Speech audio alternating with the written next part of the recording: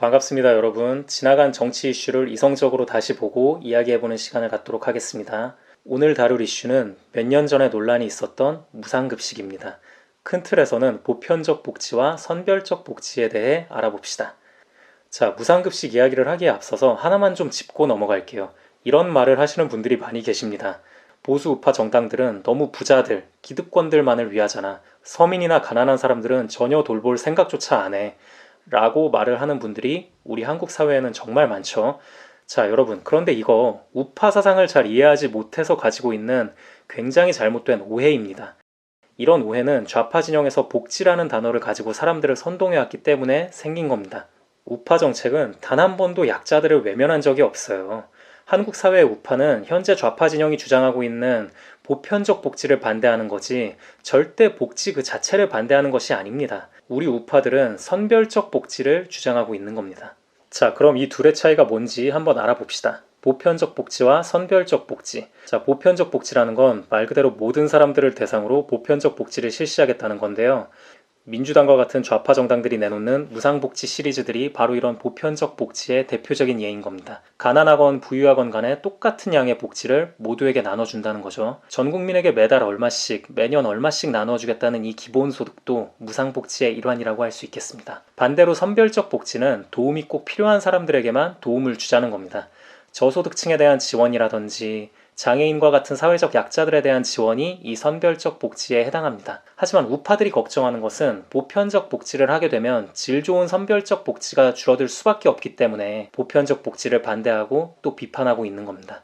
선별적으로 인원을 잘 선택해서 정말 필요한 사람들을 돕는 복지 정책을 펼치자고 주장을 하는 거고요. 이런데도 우파가 무슨 약자를 외면해서 복지를 반대한다는 둥 그런 소리를 하면 그건 정말 그냥 거짓말이고 선동입니다. 물론 국민들 모두에게 질 좋은 복지를 다 나누어 줄 수 있다면야, 그럴 수만 있다면야 얼마나 좋겠습니까? 하지만 그럴 수는 없는 거죠. 왜냐, 돈이라는 건, 재원이라는 건 무한정 나오는 것이 아니기 때문입니다. 국민들이 내는 세금, 예산이라는 건 정해져 있으니까요. 그렇기 때문에 이 한정된 돈을 얼마나 효율적으로 쓰느냐가 중요한 겁니다. 자, 이제 몇 년 전에 논란이 있었던 무상급식 이슈를 다시 한번 보도록 합시다. 무상급식. 말 그대로 학생들 모두에게 급식비를 받지 말고 공짜로 주자라는 정책이었습니다. 당연히 우파 진영 쪽에선 무상급식을 반대하고 나섰죠. 그랬더니 좌파 진영에선 뭐라고 했는 줄 아시나요? 특히나 이제 정치에 관심이 있는 사람들에겐 헌법 조무사로 더 잘 알려진 대표적인 좌파 연예인인 김제동 씨 등은 방송이나 강연회를 다니면서 거 애들 밥 좀 먹입시다.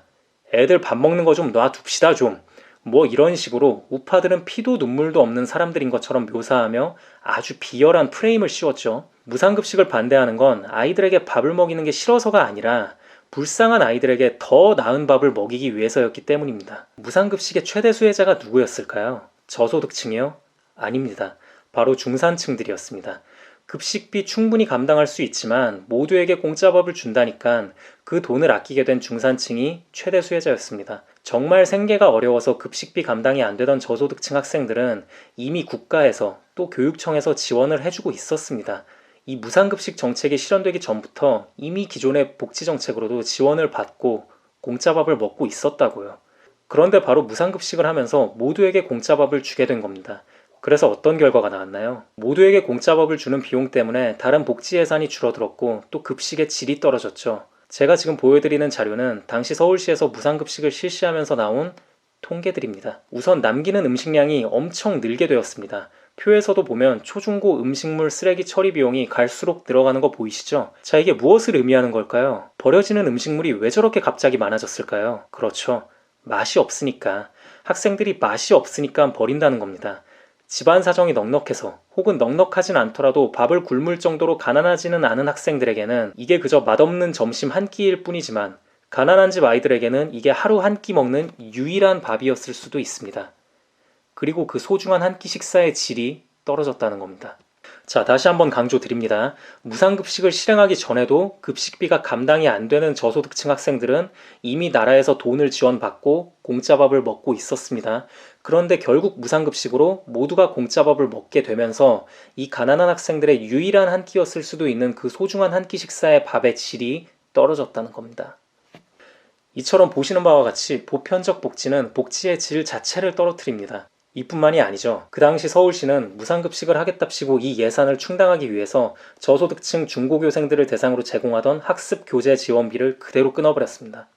끊을 수밖에 없었겠죠. 돈을 더 충원해야 하니까. 아니 그러니까 재벌가 학생들, 부잣집 학생들, 중산층 학생들 이 모든 사람들 공짜밥 먹이겠답시고 좌파 정치인들이 표 좀 더 끌어모으겠다고 실시한 정책 때문에 가난한 학생들로부터 이 교육의 기회를 박탈해버렸다는 겁니다.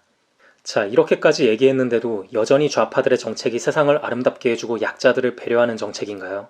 무상, 공짜라는 타이틀을 달고 나오는 보편적 복지 정책들은 반드시 이런 문제들을 지닙니다. 다른 나라에 비해서 세수 규모도 그닥 크지 않은 이 나라에서 복지 재원이라는 것은 당연히 한정적이죠. 그렇기 때문에 반드시 꼭 필요한 사람들을 대상으로 현명하게 책정되어야 하는 겁니다. 자, 그리고 이렇게까지 얘기했는데도 아직까지도 선별적 복지를 주장하는 우파가 약자들을 외면한다고 생각하시나요?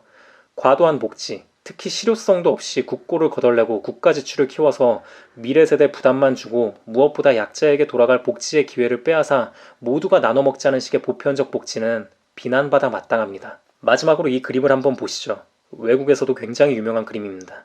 왼쪽은 모두가 다 똑같이 나눠 먹자는 보편적 복지고 오른쪽은 도움이 필요한 사람들에게 질 좋은 도움을 주자는 선별적 복지입니다. 여러분은 어느 쪽이 더 정의롭다고 생각하시나요? 어느 쪽이 진짜 약자를 위한 정책일까요?